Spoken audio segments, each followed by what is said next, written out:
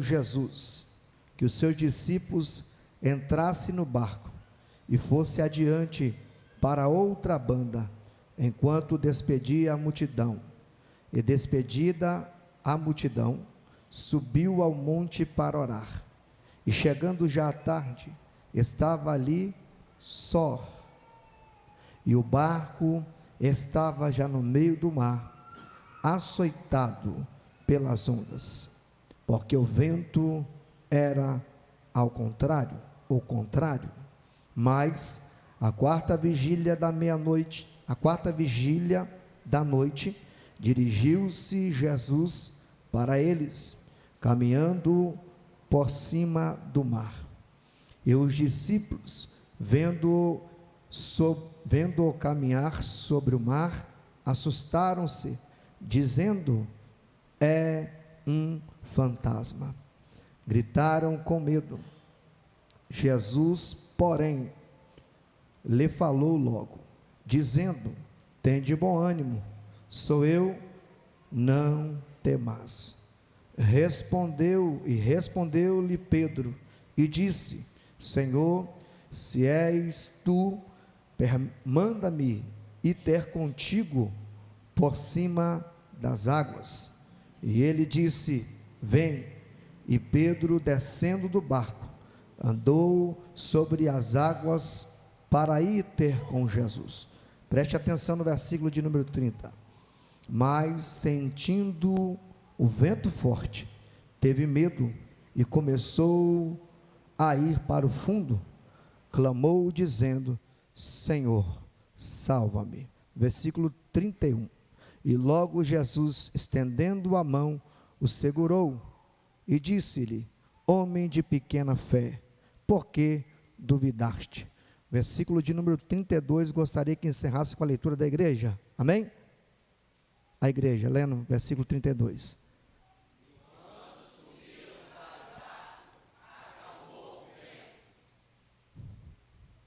Versículo de número 32, né? Perdão, irmãos, eu confundi aqui, versículo 32, lê para mim o versículo de número 33.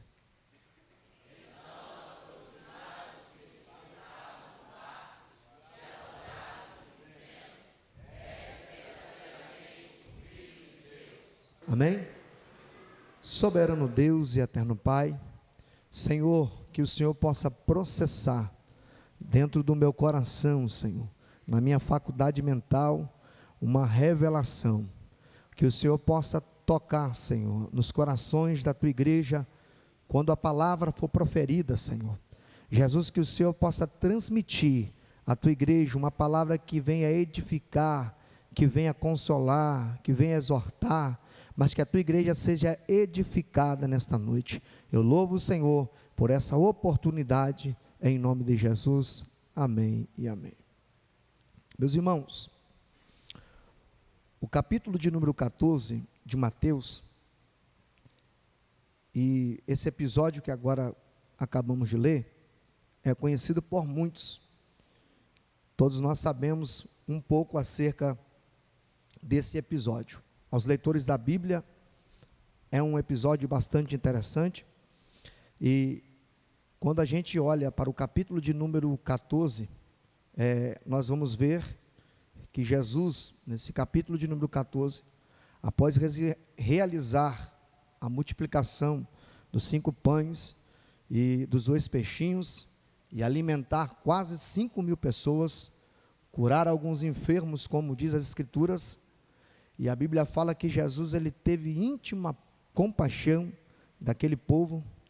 Nós vamos perceber e notar que Jesus irá aparecer num cenário bíblico, caminhando sobre as águas, e isto nada mais, nada menos é para revelar a sua soberana divindade. Perceba conosco que o versículo de número 22, Jesus, ele dá uma ordem aos seus discípulos. Jesus ordenou aos seus discípulos que embarcassem, que entrassem dentro do barco. E o texto em que nós estamos acabando de pregar, o verbo, ele é bastante forte, porque quando Jesus ele dá essa ordem, o verbo aqui é que Jesus está obrigando, Jesus está forçando, mesmo que eles não quisessem ir, eles estavam indo forçados, porque Jesus deu uma ordem, e nós sabemos, irmãos, que manda quem pode, obedece quem tem juízo. Jesus, Ele é o nosso Senhor, e todos nós sabemos, irmãos, que quando Deus nos dá uma ordem, a gente precisa obedecer essa ordem. Nota comigo, que Tiago no capítulo 4, versículo de número 7, Tiago usa um termo, se puder botar um fundo musical aí, irmão, pode ficar à vontade aí, tá? Se tiver alguém para tocar também o fundinho, fica à vontade. Capítulo 4 de Tiago, ele usa um termo dizendo: sujeitai-vos, pois, a Deus. Perceba que o texto, que Tiago, ele usa aqui um termo dizendo sujeitai-vos, que significa estar sujeito a alguém ou algo. E essa palavra ela é tão interessante, porque isso é um termo militar, que significa fique no seu próprio posto, ponha-se no seu lugar. Então, quando Jesus ele dá a ordem, Jesus ele é o comandante daquela embarcação. Embora Jesus não está no barco, mas ele é o comandante daquela embarcação. Todos nós sabemos, irmãos, que aos que serviram o exército, quando o capitão chega, o general, sabemos que é necessário bater continência, e quem está aqui é maior do que qualquer general terreno. Quem está aqui é superior a todas as coisas que existem na terra. Jesus, ele dá ordem, e é preciso que tenhamos aqui dentro desse contexto uma percepção de que os discípulos precisavam estar, aleluia, obediente à voz do mestre. Então Jesus dá essa ordem, e nós sabemos, irmãos, que quando Jesus ele dá essa ordem para os discípulos, o texto vai dizer que após Jesus dar a ordem para os discípulos, Jesus ele vai despedir ali a multidão que estava. Jesus também despede dos discípulos de dar essa ordem, e o texto diz que Jesus ele vai ficar sozinho no monte, orando à parte, e a Bíblia diz que chega já à tarde, e Jesus já está ali só, em oração. E aqui é um dos pontos mais interessantes que eu acho, porque dando Jesus essa ordem, os discípulos obedecendo a ele, porque como eu expliquei para os amados irmãos, era preciso obedecer. A obediência ela gera na nossa vida algo muito interessante, porque todas as vezes que a gente está sujeito, irmãos, a obedecer a voz do Senhor, nós sempre estaremos no lugar certo. E eu sempre digo, irmão, que a ordem que Deus dá para nós, a gente não pode questionar. Se Deus mandar você sentar sem que você veja a cadeira, sente, porque se você não viu a cadeira, no chão você não vai cair, porque a mão de Deus ela vai te segurar. Então a gente precisa entender alguns fatos aqui. Jesus sabe como realizar as coisas. Os nossos limites, muitas das vezes, podem até mesmo, como que eu posso dizer, a gente se limita, mas Cristo na verdade, não há limite para Jesus. Para Jesus não há limite. E perceba que Jesus, ele despede a multidão, ele também dá ordem para os discípulos, e Jesus está ali só em oração. Um dos pontos que eu acho tão interessante é sobre isso, porque todo pregador que olha esse contexto vai mirar Jesus andando sobre as águas. Mas o que me chama a atenção, pastor Vanderlei, é o momento que Jesus despede a multidão, e ele despede os discípulos, e ele vai estar sozinho em oração. Nós precisamos entender que a oração, ela levará o crente a um nível de espiritualidade. A oração, ela é a fonte da unção. E no ministério terreno de Cristo, irmão, havia muitos milagres, maravilhas, devido à vida de oração que ele tinha. Nota, irmãos, que todos nós, de repente, queremos viver o milagre, os prodígios que Cristo viveu no seu ministério terreno, mas poucos querem ficar sozinho com o Pai em oração.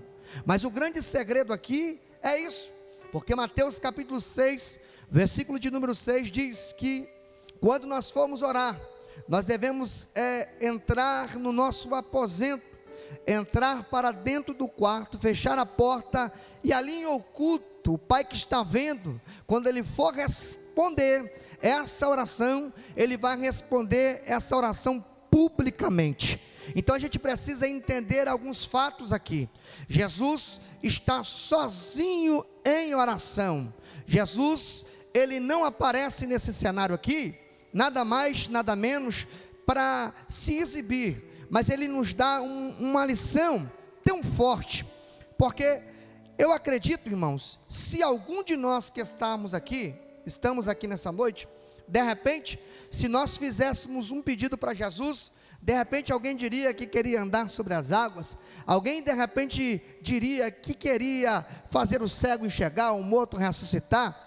E uma das verdades que eu vejo dentro desse texto é que Jesus está nos dando uma grande lição, porque Jesus aparece no cenário mais à frente andando, mas nesse momento Jesus está sozinho com o Pai em oração.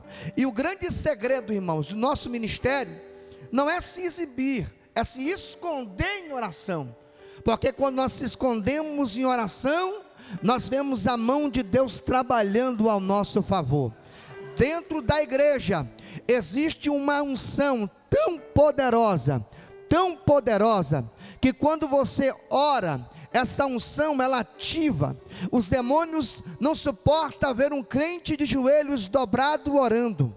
Satanás, ele coloca desânimo na igreja. Para quê? Para ela não orar. Eu estava contando para minha esposa um testemunho que o pastor estava relatando, que o macumbeiro durante um ano ele se preparou para fazer uma oferenda e jejuou para Satanás durante um ano.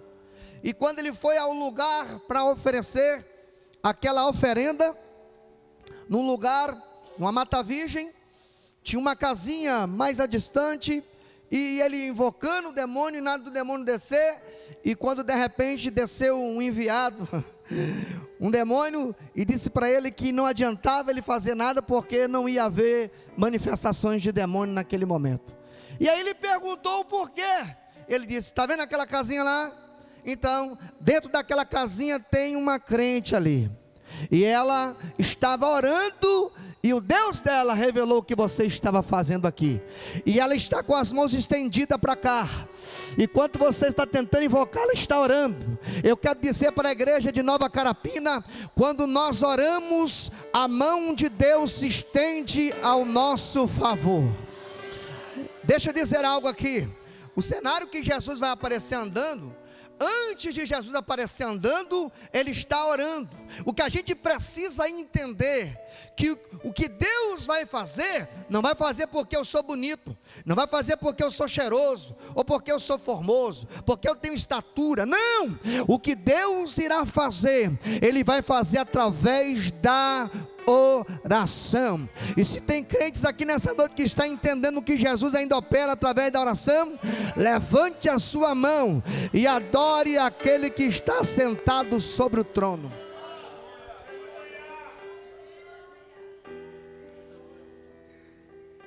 E o segredo é esse, irmãos. O segredo é que Jesus está sozinho em oração, e a gente precisa fazer isso, porque na agenda de muito crente tem o shopping, na agenda de muito crente tem a festa da irmã, a festa do fulano, o churrasco. Só que na agenda de muito crente, irmãos, não tem um momento de oração. Não desliga o celular, não saia da Netflix, né, das coisas que tiram a nossa atenção, e nós não voltamos para a oração. Escute isso aqui, a Bíblia diz que na hora nona, Pedro e Tiago, aleluia, Pedro e João, melhor dizendo, no capítulo 3 de Atos, estavam indo para a oração. Sabe o que a Bíblia está dizendo? Que tudo que eles estavam fazendo, eles paravam. Ele diz: não, tem um propósito de oração, eu preciso estar indo para a oração, aleluia. E aqui, irmãos, é uma verdade, que quando o pastor da igreja coloca uma oração, a gente inventa tanta desculpa, irmãos, dá dor na coluna, dor nas costas, apareceu alguma coisa para nos tirar do propósito. Eu convido você nessa noite a ter uma agenda, e nessa agenda vai ter momento de oração. Oh glória, pastor, o que você quer dizer? Eu quero dizer que quando você começar a orar, a mão de Deus vai operar de forma sobrenatural. Oh glória. Jesus está nos ensinando que tem momento que você tem que afastar dos amigos, você tem que afastar do meio da multidão. Tem hora que você tem que ter um particular com Deus. Você tem que rasgar o coração. Para com esse negócio de dizer o que você não é. Fale o que você é para Ele. Ele quer ouvir o que você é. E quando Ele ouvir o que você é, o que você quer, pode ter certeza que algo sobrenatural vai acontecer.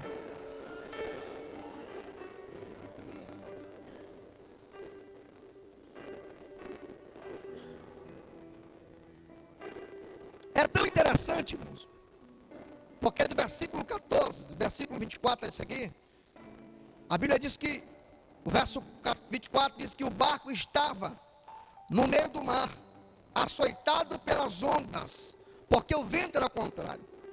E o interessante aqui é que os discípulos já estavam na metade do mar da Galileia, e quem registra isso é João, e eles haviam remado entre 25 a 30 estádios. Isso está registrado em João capítulo 6, versículo 19. Isso é cerca de 5 a 6 quilômetros. Escute isso aqui, daqui para a Serra Dourada dá 5 a 6 quilômetros, 6 a 7 quilômetros, se eu não me engano, pastor. Então entenda que os discípulos já estão a quase 5 a 6 quilômetros, e eles já estão aproximadamente no meio do mar da Galileia, e um cenário fantástico aqui vai acontecer. Perceba comigo, que o barco dos discípulos, eles já estavam bem distantes, aleluia, e algo vai me chamar a atenção aqui. Por quê? Porque o barco naquela época, irmãos, como que funcionava o barco? Os barcos, eles eram usados para pesca. Os discípulos tinham esse barco para pesca, e os barcos eram usados, como eu disse, para pesca, e não eram geralmente muito espaçosos.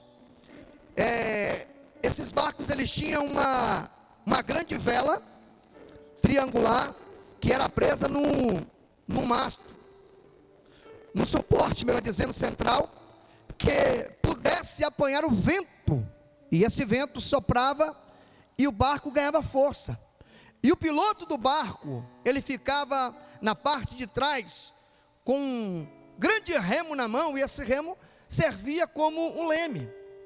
2 homens podiam pilotar esse barco. Marcos capítulo 4, versículo 38, diz que Jesus estava na popa do barco, e os discípulos estavam no barco, e Jesus estava dormindo na popa do barco, quando de repente o vento começa a soprar, os discípulos sentindo que o barco ia ao pique, eles acordam a Jesus, e Jesus dá uma ordem para que o barco, para que o mar, para que o vento cessasse, e diz a Bíblia que parou o vento, parou a tempestade, e alguém disse: quem é este que até o mar e o vento lhe obedece? Ele está aqui nessa noite para dar livramento para a igreja. Então é preciso que tenhamos um claro esclarecimento, que os barcos, por serem muito pequenos, pastor, era vulnerável à tempestade, e devido ali à dificuldade que os discípulos estavam enfrentando de remar, porque o vento era contrário, somente Marcos capítulo 6, versículo 48, diz que sentiram-se fadigados, estavam cansados. A palavra fadigado, pastor, literalmente aqui,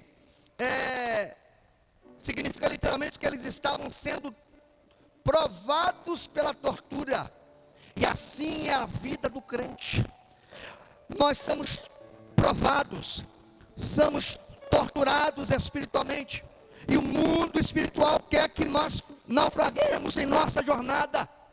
E eu aprendo uma coisa aqui, porque o barco era pequeno, nós também somos tão pequenininhos, nós somos tão frágeis, e quando os ventos ao contrário vêm contra a nossa vida, a gente sabe que as coisas que acontecem, as pressões psicológicas, as pressões emocionais, tudo que vem contra nós, são tantas coisas, e os nossos barcos começam a querer naufragar. E as coisas vão vindo, é um filho dando problema, é um neto dando problema, é alguém que no meio da família está nas drogas, é alguém que envolveu com um crime e está preso, é alguma coisa, é uma esposa que está passando por uma prova, por uma luta, porque o marido não quer saber de Jesus, e o vento vai soprando, Fernando, e o barco é pequenininho, mas aqui nessa noite eu tenho uma revelação de Deus aqui para alguém que quer receber essa palavra. Porque o grande segredo é que você não deve largar o remo das mãos. O vento está soprando, Deus está dizendo: segure o remo, meu filho, porque enquanto você rema, eu vou trabalhando. Oh glória, enquanto você rema, aí Deus está dizendo assim: mas que remo é esse? Aí alguém está falando: que remo é esse, pastor? É o remo da oração. Quando você rema, eu vou dando livramento.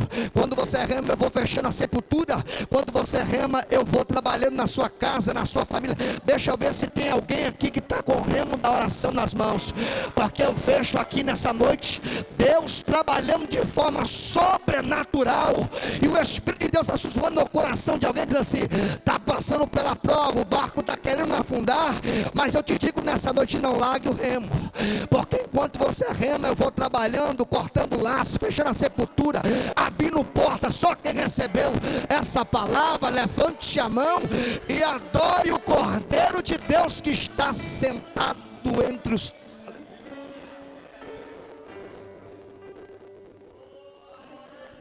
O diabo sussurrou já: abandona aí o barco, sai fora, larga o remo, você está remando. Aí você vem para a igreja sozinho, o filho fica em casa. Você vem para a igreja sozinho, o marido não quer saber de Deus. Mas Deus te deu uma responsabilidade. Você é o homem deste barco.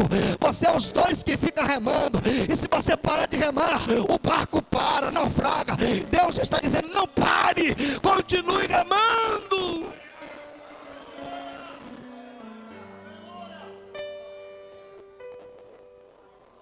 Provados pela tortura, aleluia, provados pela tortura. Quem nunca foi torturado? Existem coisas que acontecem na vida do pastor Vanderlei que ele não vai te contar, são batalhas espirituais, são coisas que a gente enfrenta, que só eu e Deus pode saber, irmãos. Às vezes não podemos falar para ninguém, são batalhas terríveis. Talvez eu estou pregando para alguém que já pensou até largar o cargo. Dá mais um pouquinho de retorno aqui, querido, só mais um pouquinho. Alguém que está pensando em parar, em desistir, deixar de ser crente, porque você está sendo provado pela tortura. Aleluia. Eles estavam, irmãos, remar ao favor do vento já não é fácil. Remar contra o vento é pior ainda.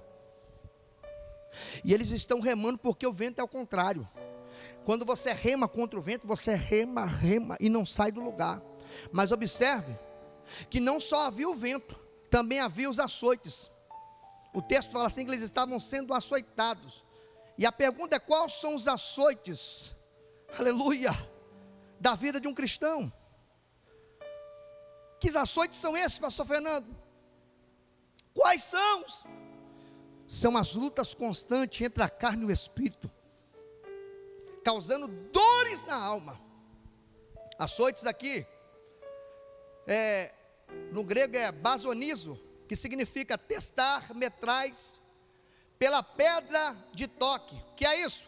É uma pedra silicosa, uma pedra preta, para testar a pureza do ouro e da prata. Você pega uma pedra, irmãos, ela é uma pedrinha preta, pastor. E essa pedra, você pega o ouro, pega a prata e pega uma bijuteria.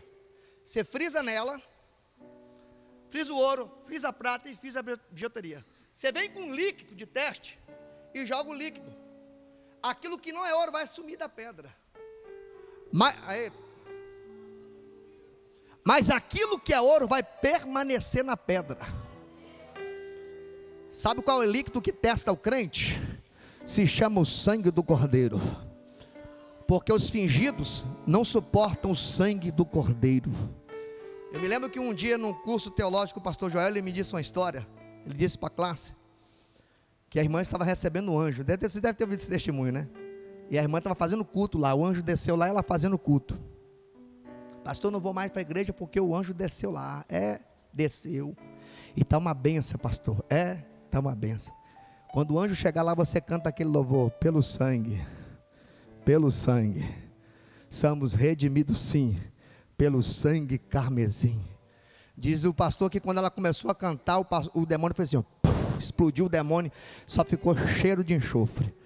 Porque os verdadeiros suportam o sangue do Cordeiro. Paulo disse para Timóteo, a mesma fé que habitou em Lode, que era a avó dele, e habitou na sua mãe Eunice, habita em ti, uma fé não fingida. Deus está dizendo aqui que nessa noite está descendo, aleluia, algo espiritual sobre a nossa vida aqui, irmãos, aleluia. Só os autênticos vão entender esse mistério. Oh, aleluia. Escute isso aqui, irmãos, porque Deus está frisando, Deus está esfregando os discípulos. Escute isso aqui. Deus está provando, irmão meu, com os discípulos. Porque esse vento aqui, irmãos, se a gente olha no capítulo 4, que eu acabei de dizer aqui, de Marcos, esse vento era um vento maligno, porque Jesus repreende. Mas o que os discípulos estão passando aqui, Jesus está permitindo. Existem ventos que Deus vai permitir, para ver até onde a sua fé vai. Rebinacandarabarashuia, Rebinacancho Rebinarafácia. Eu sinto a presença de Deus aqui. Oh glória. Há uma presença dele. Alabacancho Rebinarafácia. Sinta a presença dele em adoração, irmão. Vá adorando. Adore a ele, expresse para ele o quanto ele é poderoso.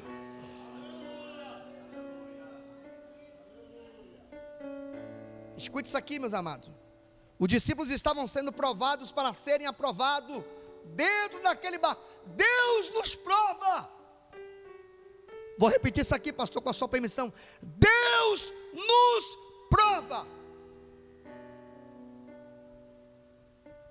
1 Pedro capítulo de número 1 diz assim: para que a prova da vossa fé, muito mais precioso do que o ouro que perece, provada pelo fogo, da mesma forma o Senhor nos mantém da fornalha do sofrimento, até que cada um de nós venhamos refletir a beleza, a glória de Jesus. Se você é um crente, irmãos, que está passando pela prova, vai dando glória. Por quê, pastor? Porque é nessa provação que Deus está permitindo você. O orindo, irmãos, o que ele faz, o orindo?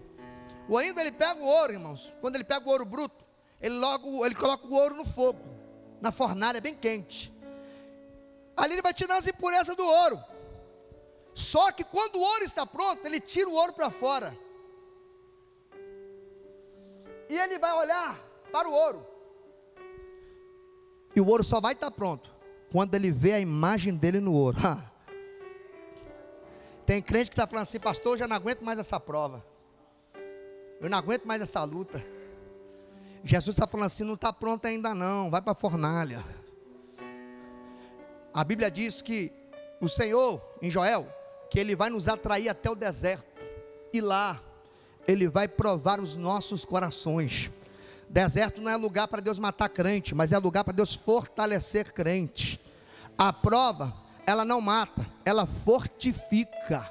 Maturidade espiritual de Paulo: pelo que sinto prazer nas fraquezas, nas angústias, na necessidade, nas aflições, porque quando estou fraco, aí eu estou forte. Isso é maturidade.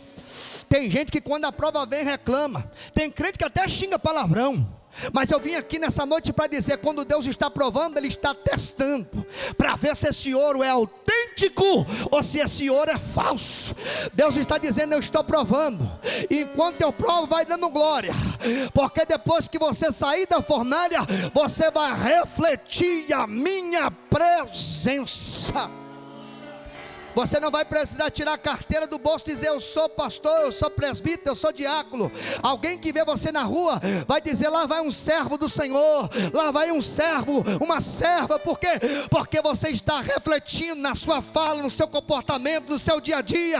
Alguém está vendo Deus em sua vida.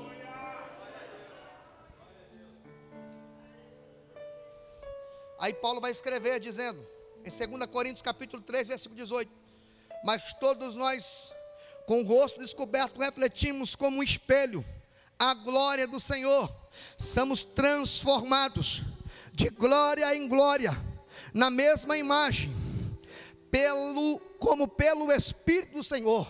Nós somos, irmãos, transformados. Deus transforma, Deus ele trabalha. Perceba comigo, meus irmãos, para mim estar encerrando.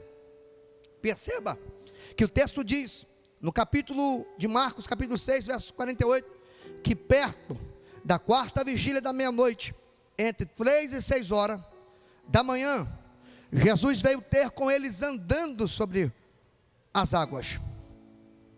Mas perceba comigo, meus amados irmãos, que algo está acontecendo, o mar está revolto, e Jesus assim, mesmo com o vento revolto, com o mar revolto, ele aparece como, pastor? Andando. Como?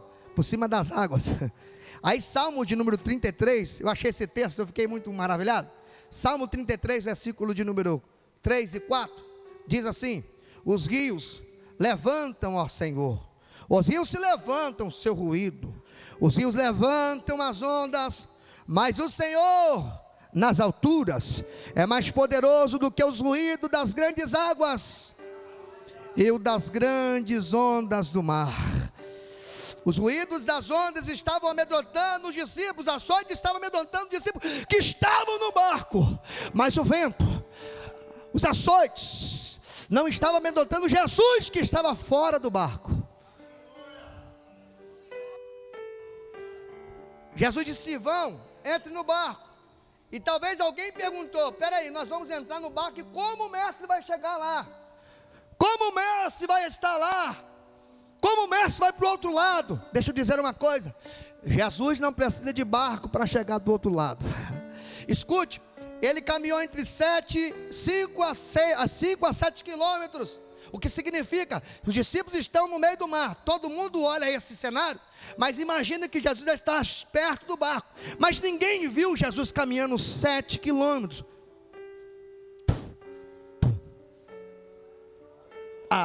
Irmãos, Deus está dizendo para alguém aqui, Marcos capítulo 6, versículo 37, versículo 37, diz assim: e vendo, Jesus se manifesta quando ele vê que o vento está soprando.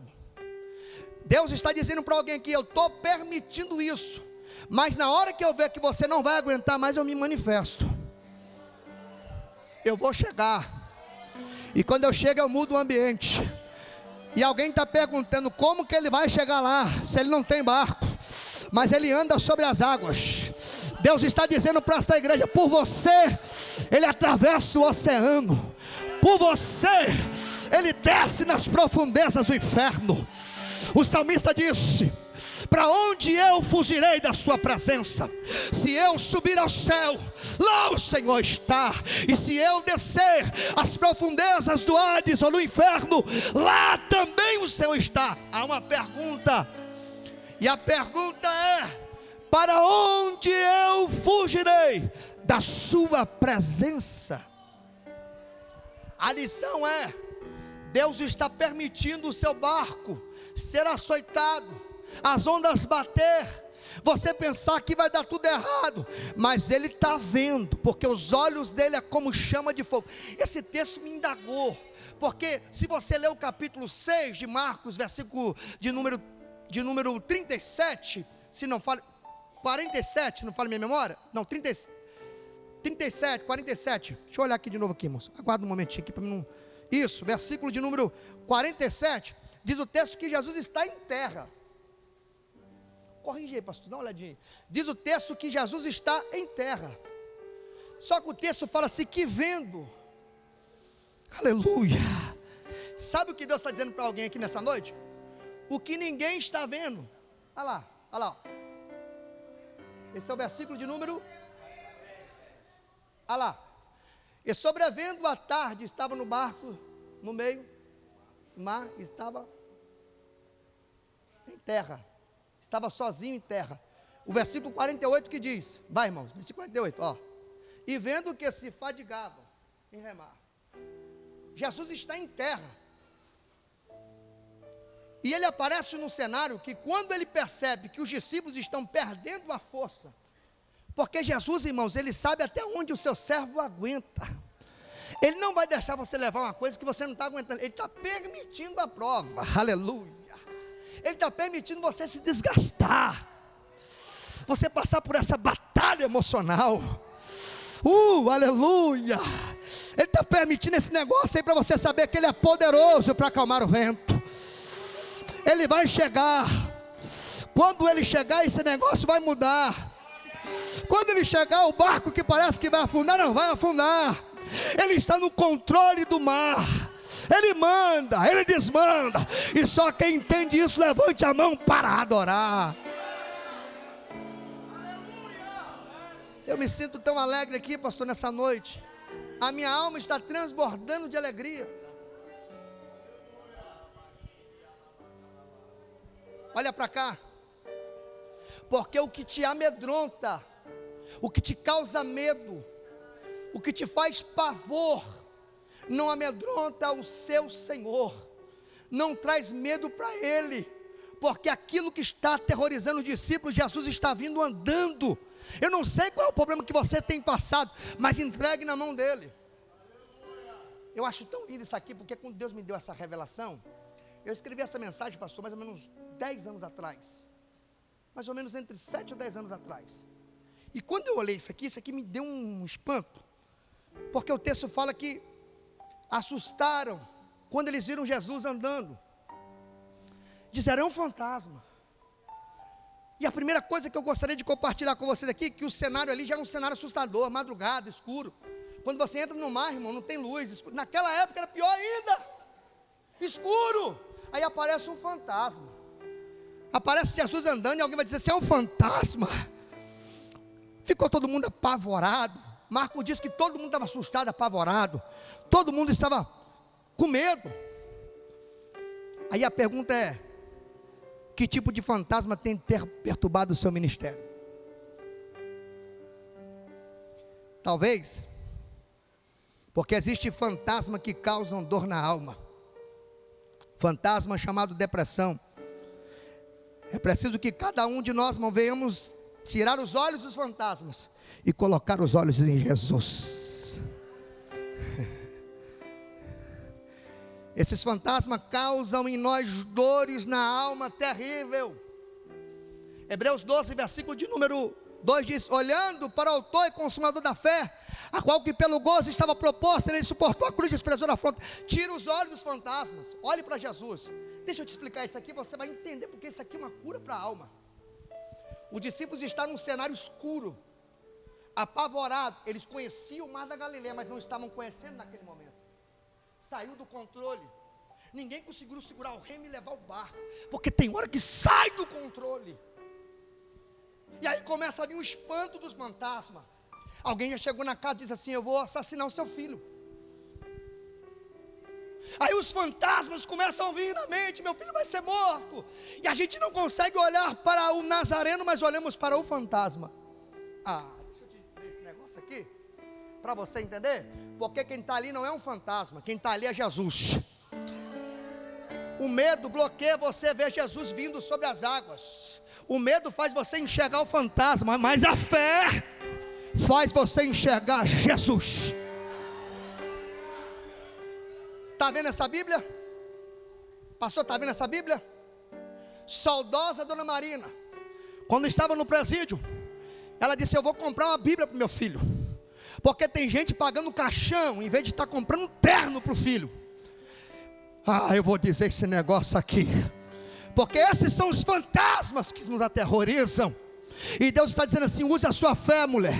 Vai lá e compra um terno, diz, ele vai usar o terno para pregar a palavra. Compre a Bíblia, porque esse fantasma que está te esse fantasma que está te aterrorizando, nessa noite vai ter que sair. E no meio dessa tempestade, você não vai ver o fantasma, mas vai ver o Nazareno vindo, pastor Fernando. Ele está chegando para mudar, para libertar. Só quem crê, levante a mão e adore aquele que anda sobre o mar. Ubinacandarabarachúia, Rebinacandaraia, Ubinachebe. Aleluia. Se tem alguém nessa noite que existe fantasmas que estão te terrorizando, que estão te consumindo, pare de olhar para esses fantasmas. Olhe para Jesus, olhe para Ele, porque Ele está chegando para mudar. E quando todo mundo estava apavorado, Jesus falou assim: ei, tem bom ânimo, sou eu, não fique assustado, porque é eu que estou chegando. A palavra ânimo aqui Deus está dizendo assim: tenha muita coragem, seja um corajoso, porque no exército de Cristo não tem espaço para medrosos. Jesus disse para Gideão: mande os covardes, os medrosos irem embora. Meu irmão, se você tem Jesus, você não pode temer. Levante a cabeça, homem, levante a cabeça, mulher, seja forte, corajoso, porque existe um que te chamou para guerrear.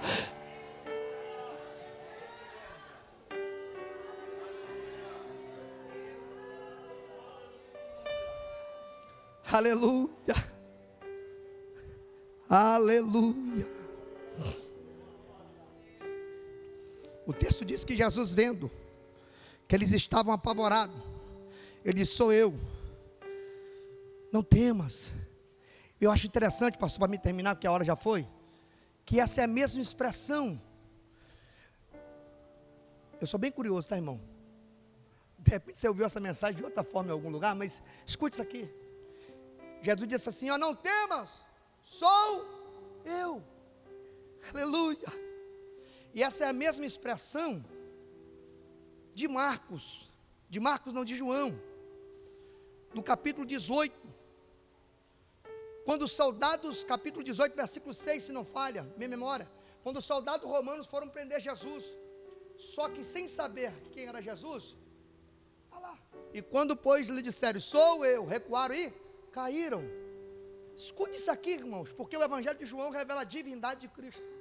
Eles estão querendo prender o filho de Maria, mas quem se manifesta é o Filho de Deus. E quando o Filho de Deus diz: sou eu, eles se recuaram e caíram, porque na presença de Jesus nenhum demônio fica de pé. Quando Jesus está ali, ele está dizendo: sou eu. E esse é o mesmo termo que o Pai usa lá em Êxodo, quando pergunta: Moisés, o que eu vou dizer? Diga que o eu sou te enviou. Isso é, Deus será tudo conforme a ocasião, o momento. Está com fome, Ele é o pão da vida. Está com sede, Ele é a água da vida. A porta está fechada, Ele é a porta das ovelhas. Ele é o caminho, Ele é a verdade. Está sem direção? Ele é o caminho, Ele é a verdade. Não está frutificando? Ele é a videira verdadeira. E Ele está aqui nessa noite dizendo para alguém: sou eu que te sustento no dia da angústia. Sou eu que te seguro nas mãos quando você se sente sozinho, te digo: não temas. Sou eu que quando o vento revolto vem para tentar perturbar a sua casa e a sua família, dou calmaria, acalma a tempestade. Eu estou passando aqui nessa igreja, estou falando com a minha igreja, e Deus está dando hoje para o coração dessa igreja tranquilidade. Acalme o coração, porque os ventos, ao contrário, não vão te matar, vão te fortalecer. E aqui termino. Quando o vento para, ali é aquele momento difícil, pastor. Eu termino a mensagem, Pedro vai dizer: se és tu, permita que eu vá. Vem, ele vem vindo. Quando ele sentiu, irmão, tem muita gente querendo servir a Deus sem sentir nada. Não consegue ser perseguido. Você está achando que você é crente, lá no serviço não vai ter uma pedrinha no seu sapato para te perturbar? Vai. Um dia o camarada ligou para mim assim, falou assim: rapaz, eu vou fazer de tudo para mandar você embora. Eu falei: filho do cão, você está repreendido em nome de Jesus. Você acredita que meu inimigo virou meu amigo? Porque a Bíblia diz assim: se os seus caminhos forem bons diante do Senhor, Provérbios, até o seu inimigo tem paz contigo. Levante a mão para adorar. Deus está provando alguém aqui, porque tem ninguém quer sentir. Eu quero ter Jesus, mas não quero sentir as provações. Eu quero ter Jesus, mas não quero sentir a dor do Evangelho. Eu quero ter Jesus, mas não quero chorar. É só vitória, é só bênção. Pare com isso. Isso não é o Evangelho que o pastor Vanderlei está pregando. Porque o Evangelho de Cristo é dor, é lágrimas. Pedro diz: quer vir, vem. Quer sentir, sente. Mas você vai ter que sentir o vento também. E aí, quando ele sentiu o vento, ele começou a afundar. Ai, irmão, se coloca sobre os seus pés. Se tem alguém aqui nessa noite querendo servir Jesus e não sentir o vento, vai embora, meu filho. Porque esse evangelho é de dor. Amém, igreja? Tem alguém para Jesus?